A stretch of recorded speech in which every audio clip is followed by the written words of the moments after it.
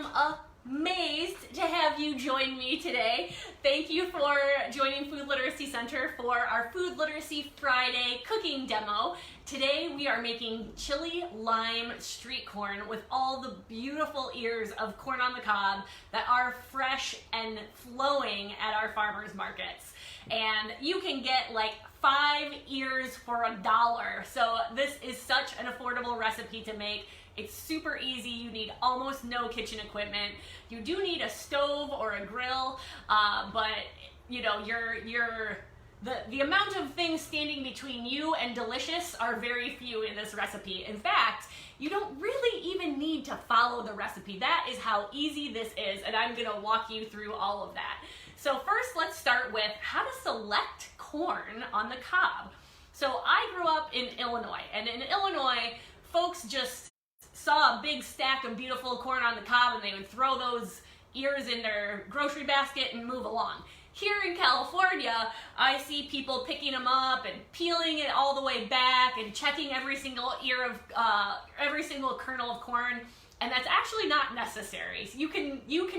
There are other tips and tricks to finding the perfect ear of corn. So I'm gonna show you how to do that.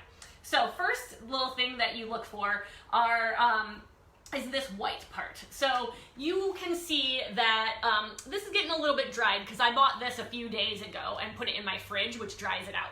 But if you look really closely here, these beautiful white strands, when you pinch them, they're a little bit sticky. They look similar to the silk that is in your actual inside of your corn. That's what that is. It's the silk that's coming up out of it.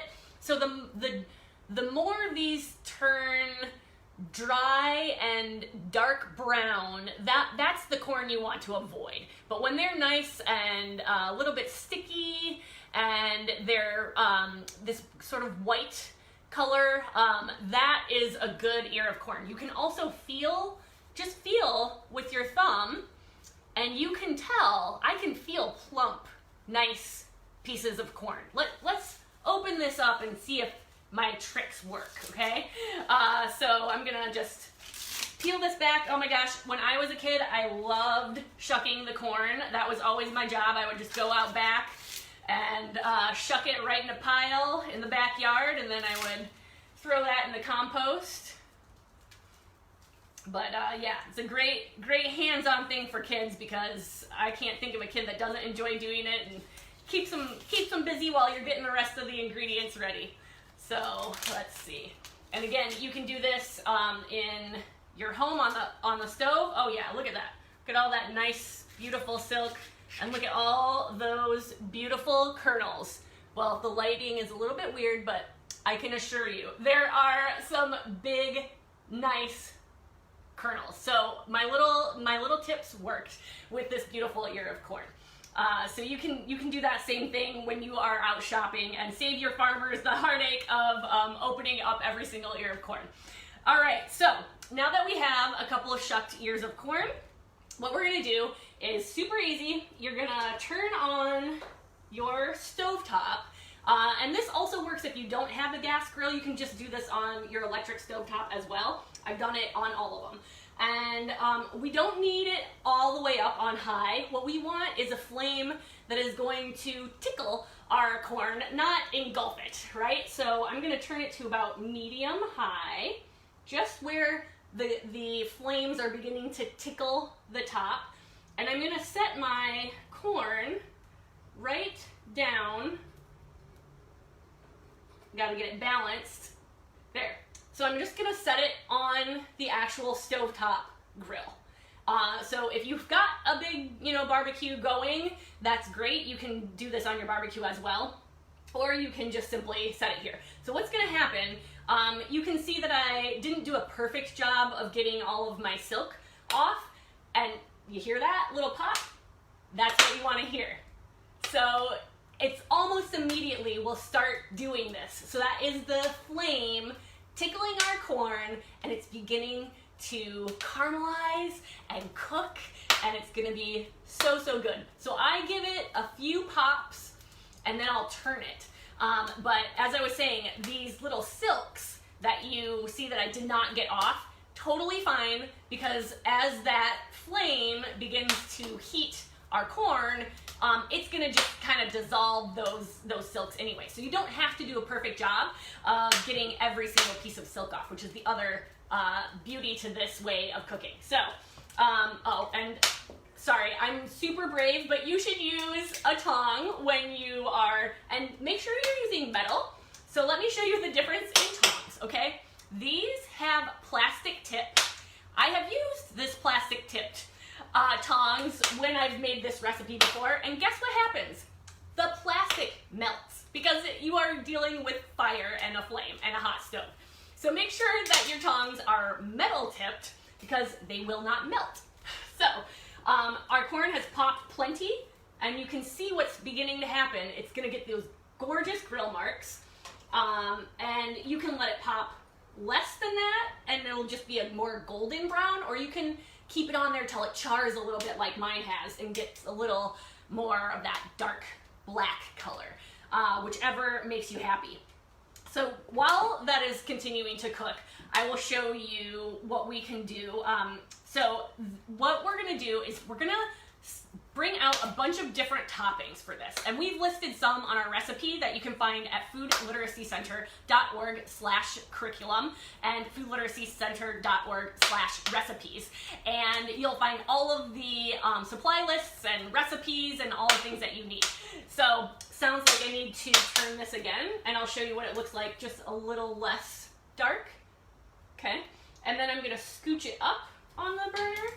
It's gonna tip a little, but that's okay, so that I can get all of my corn nice and cooked.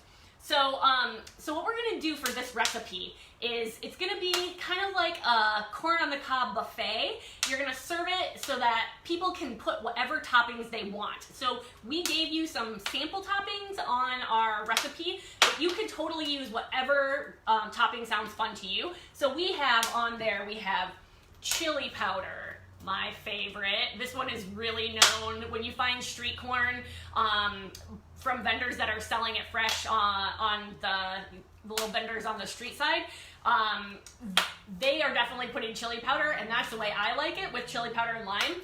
But you can also use black pepper. We're gonna also use some oregano because I also like that. I grow it in my garden.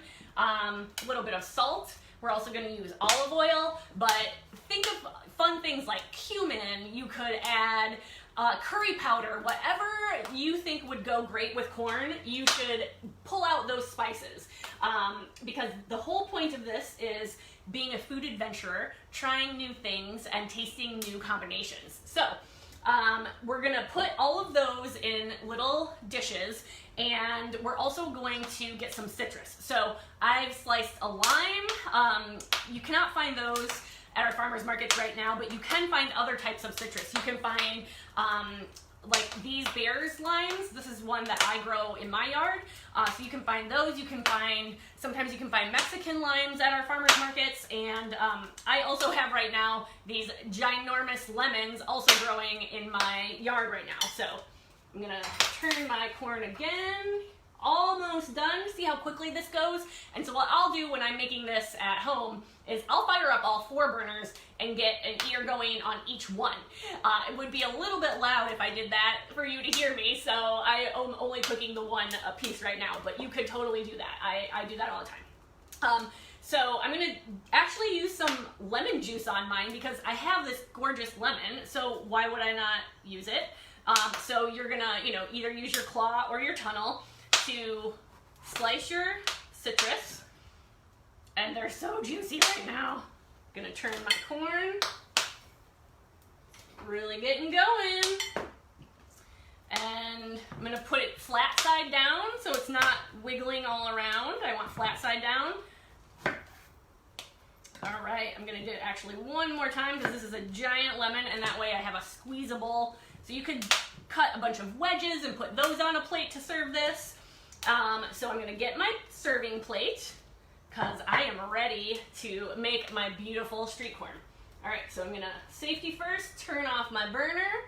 I've got this gorgeous grilled, look at all that nice char on my plate. You can wait, if you're making these with the kids, wait for for them to cool a little bit, or give everybody their own tongs so that they can play. And first thing I'm gonna do is I'm gonna slather this first with my citrus.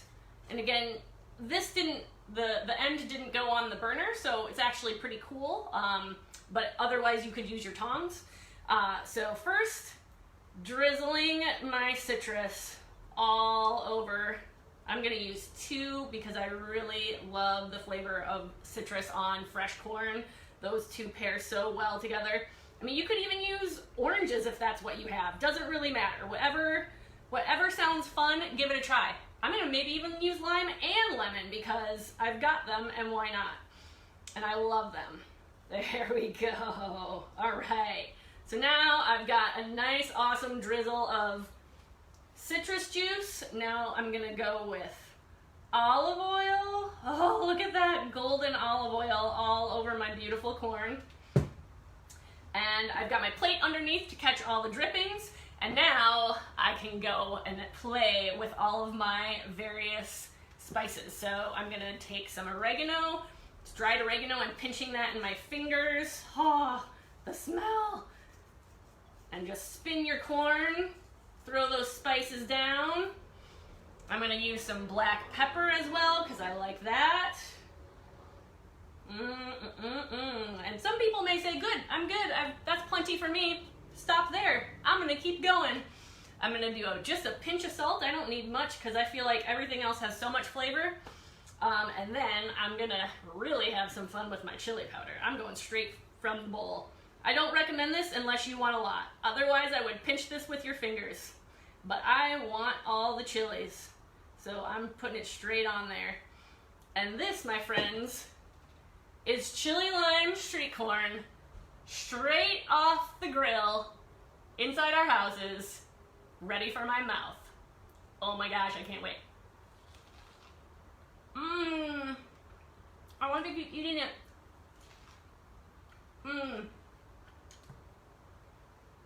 Best summer dish ever. Find the recipe on our website, foodliteracycenter.org/recipes. Please also donate and help these programs continue and support your local farmers. Thanks for tuning in. Happy summer.